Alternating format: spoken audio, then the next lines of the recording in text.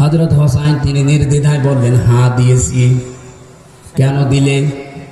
হোসাইন ডাক দিয়েছে, খলিফা বুকে হাত দিয়ে বলেন তো, আপনি কি আমার নানার খাদেম ছিলেন না? হযরত ওমরের কথা বন্ধ হয়ে গেছে। ডাক দিয়ে বলে, হোসাইন আমি তো এভাবে চিন্তা করি না। হ্যাঁ আমি তো তোমার নানার খাদেম ছিলাম। তুমি এই কথাটা লিখে দিতে পারবে? কাগজ নিয়ে আসেন। খেজুরের পাতা নিয়ে এসেছে, লিখে দিলেন, ওমর আমার নানার খাদেম ছিল, আমি দেখেছি। ইতি হোসাইন ইবনে আলী। সই করে দিলাম, যান। কাগজটা হাতে নিয়ে হযরত ওমর সোমা খেলেন।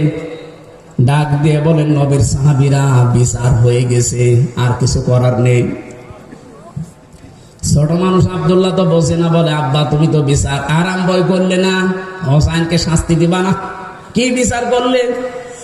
হযরত ওমর বলে, সন্তান যে বিচার করেছি